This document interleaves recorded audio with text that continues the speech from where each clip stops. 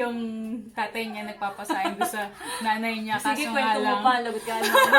kaso nga lang, walang bigas. So sabi ng nanay daw niya, ano sasahin ko? Buhangin?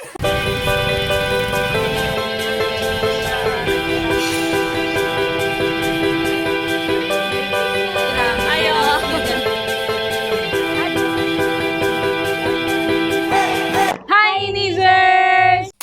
Hi, Nizers! Welcome to our channel.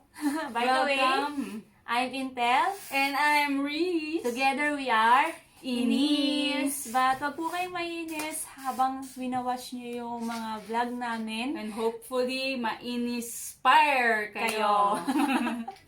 So, for today's vlog, ano yung pag-uusapan natin, partner? Yun, pag-uusapan natin kung ano yung pinagkakaatupagan natin. Ano yan? Ano yan mga yan? Oh, malalaman nyo yan in a few minutes.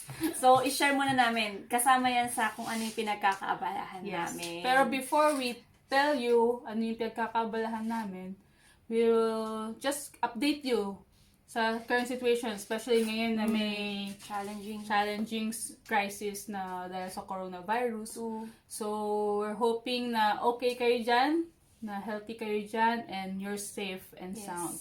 Especially dyan sa Pilipinas, di ba? And patuloy tayong mag-obey, mag-adhere sa mga precautions, sa mga nire-require sa atin na gawin natin. Sa Pilipinas, ECQ or Enhanced Community Quarantine, while here in Singapore, it's CB or Circuit Breaker. So most of us are working from home.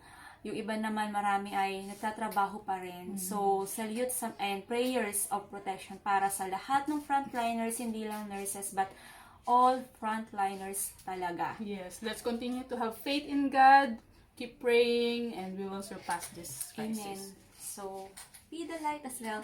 Promoting my shirt. Yes.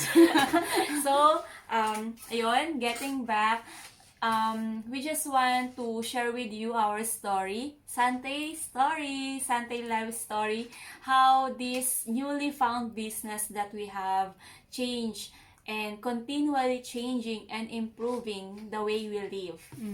So, nandun na kami sa adulting stage.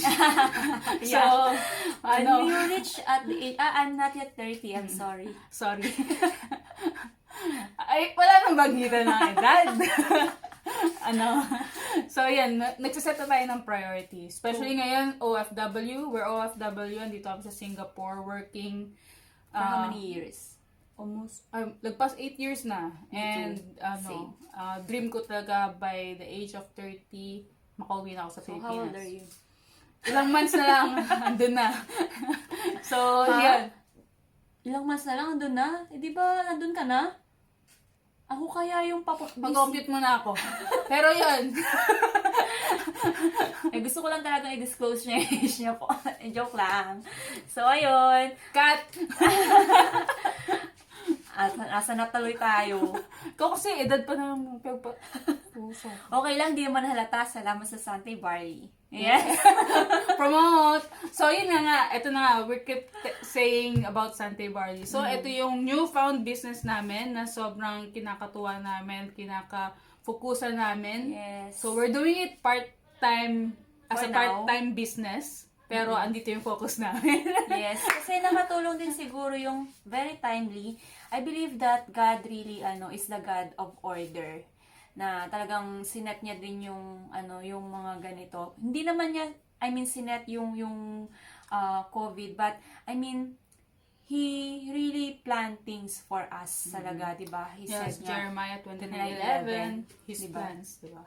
Talaga. Hindi not to forsake us, 'di ba? So I believe na at this season he want us na to see yung beyond sa situation ngayon. So thank God na nakita namin yung opportunity na to dito sa Sante despite na OFW kami, but yes, siguro consider nga kami sa mga no work, no pay kung sakali So, kung hindi namin nakita yung opportunity dito sa Sante, malamang isa kami sa mga nasa bahay lang, walang ginagawa. Nagna-Netflix lang. Maghapon. Parang hindi productive yung day. Kasi usually tulog lang talaga ginagawa ko kapag walang pasok. Aside of course sa fellowship ng life group. Yes. But yung alam mong ikaw ang nagpo-provide sa family mo back home. So you have Nakaka-worry you maturely you will think how are you going to still provide for them knowing that you are in unstable country right now and your workplace is also unstable and knowing na na-extend pa yung CB dito sa Singapore. So, thank God for Sante Barley. Yes. Sa mga nag-introduce sa akin, sila Coach Third and Anna. Shout out sa inyo. Hi! Kung hindi dahil sa inyo, Hi, Power Couple in Santa Rita, Bulacan. Yes. Kung hindi dahil sa inyo, wala kaming extra source of income, and talaga, pag-i-improve sa sarili namin. Kasi nakakatuwa ngayon kasi more on trainings and coachings kami ngayon to better equip ourselves to how to do this business better. Yes, learning together actually. And I'm also blessed and thankful that Ate Riz here actually encouraged me to also start just few days or maybe a week, a week after she signed up. She really encouraged me and introduced this business opportunity. And I'm so encouraged to see that actually before, hindi ako mahilig mag-sign up sa mga networking or what. Pero I don't know kung dito, I see, hindi ako nag-rely dun actually agad sa business opportunity kasi syempre bago pa lang ako. Mas dun ako nag-focus sa kung paano tinransform ng Sante Barley yung mga lives nung nandun na. Kasi nanood talaga ako, chinek ko yung lalo na ako kung ang trabaho ko sa marketing. Oo, magaling ako sa ganyan. So, titingnan ko lahat ng since marketing line ko, nakikita ko lahat ng nila, promotions sila or what, lahat ng videos, chinek ko talaga. And then I saw, nakita ko talaga yung kung paano sila na-help ng Sante. Physically, na-healed or na-improve yung life nila. And then, of course, how these people change living. Diba? Lifestyle, iba na din. But of course, hindi lang dahil sa pag-live of well, but living well by helping others din. Yes. So that's the mission of our company, to help people live better lives. Thank you, Sante, for helping to change my life right now, na katulong yung pagkakaroon ng ganitong business wherein you can really change your perspective in times of this season. Aside of putting your faith to God, you also have this opportunity where you can share blessings, you know. Alam mo ba, dahil sa commission ko sa Sante, nakabless ako ng isa kong ka-life group. Yung isa sa kinita ko doon, nakabless ako kasi nasa SHN din siya this time. But I was able to bless her, knowing na wala pa akong sweldo, but I'm thankful sa mga commissions natin recently. And ganoon din sa Philippines, we're able to provide for them. So, ano ba tong sinashare namin? Sinashare namin sa inyo yung opportunity, how you're able to meet your dream life as well. Same as us, siguro hindi pa man namin namimit yung dreams namin, but alam mo yung nagsisimula ka, yung nag-i-step ka palapit. So, There's how hope. close, di ba? Yes, Tayo. we are close because of Sante. I mean, hindi how close are we, I mean, how close are we 60. doon? How close are we doon sa ating dream life? Di ba? So, Pero yun, speaking ikaw. of dreams, ano ba yung dreams mo? Nanaginip nga ako kagabi, nasa isang malaking part ako. Hindi. My dreams, I have a lot of dreams, of course. Pero kung share ko lang, kung hindi na problema sa akin yung pera, yung time, siguro, kung meron akong 5 major dreams, top na doon is, dito, yung masettle ako for good in Philippines, wherein hindi ko na kailangan mamroblema sa pera para makapag-provide sa family ko. Because malaking family kami, yes. Alam mo yun, yung parang hindi ka pressure sa time mo kasi wala ka ng time sa ganito, sa ganyan. But you will have your own time. So, I want to settle in Philippines for good. Sabi nila, hindi safe sa Philippines, pero there's no place like home. And my family is my home. Philippines is our home. I love Philippines. I'm proud. Duterte. Ayun. So, isa rin sa mga biggest natin, di ba, yung kapag nagre-reunion sila, hindi tayo kasama kapag may celebration sila sa Pilipinas, fiesta, tagapadala ka lang ng pera, pero wala ka doon. So, isa dream namin is to be part of their celebration, quality time. Tapos yun nga, makapag-put up ng business. Hindi lang isang business, but I have a lot of business in mind actually. Because sabi nga nila, huwag mo ilagay ang lahat ng eggs sa isang basket lang. So you have, syempre nagmamature ka na. Mga opportunities kailangan maging open. And then of course, I want to travel together with my family, opportunity. And yung house and lot, tapos sasakyan na parehong bulletproof at hindi basta-basta mananakaw. So, yung mga magbabantang umakyat sa bahay ko, baka makuryente. Sorry na lang sa mga akyat sa bahay niya in the future. Yeah. Tapos, ayun, maka-help din, maka-reach ng people where I can really be a blessing. Yes. Kasi, yun nga sabi ko kanina, kung hindi na problema, financially ahead na tayo, no? So, I really want to reach out people din, yung mga hindi yung mga out of school youth or yung mga mas bata pa talaga, yung mga nasa remote area. Yun talaga yung pangarap ko since nung high school. Yun nga lang kasi, isa din ako sa mga tipong, kapos sa buhay. Ano yung sign ko? Buhangin! So, yun yung mga problema nila dati. Yung tatay niya nagpapasahin doon sa nanay niya. Sige, kaso kwento mo pa, lagot ka. Kaso nga lang, walang bigas.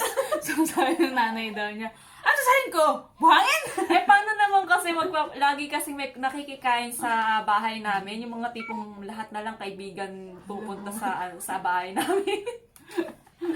So, ayun na nga. Ako naman tayo mga dream ko.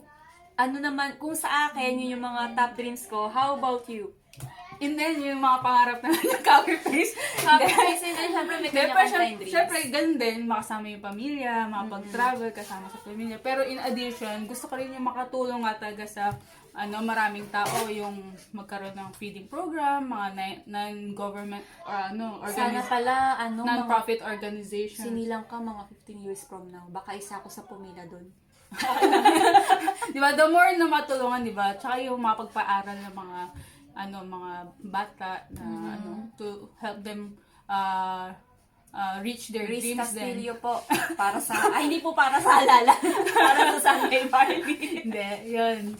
So, yun yung mga yung mga desire natin, diba? Is to really help people. Kaya, yun din yung sa akin, magpa-sign up sa akin dito sa Sante Barley. Kasi yung mission talaga nila is to help people live better lives. And we thank you, Sante. Yes, thank you, Sante, for this opportunity. And we're looking forward na makamit yung goal namin yun to really outlive that mission. Yes, thank you. Yun. To know more about this Sante Barley that we're talking about this opportunity, this great opportunity that we're talking about, do contact us anytime because we're here excited na tanggapin kayo and makapartner kayo dito sa journey to. We hope na itong video na to ay maka-encourage din sa'yo.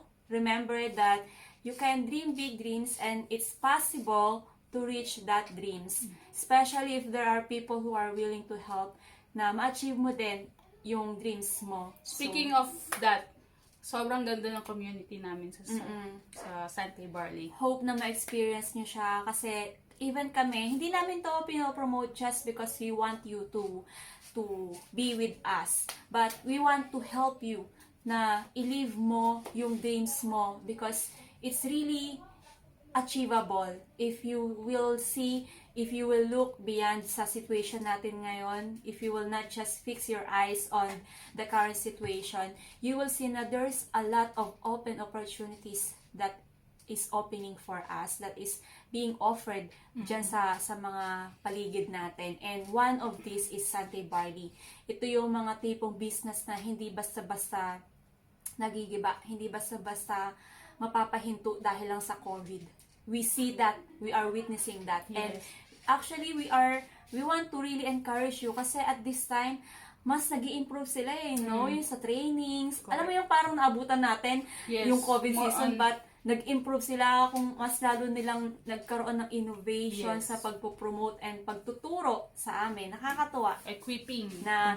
Yun yung naabutan namin. Nabe-bless kami lalo. At nakita namin sobrang established talaga to. Yun. So, we want you to see and experience that. For yourself. Yes. And for your family and your loved ones and those people that you want to help them. Because with Sante, you can do more, you can live more. You can live more, do more. With Sante!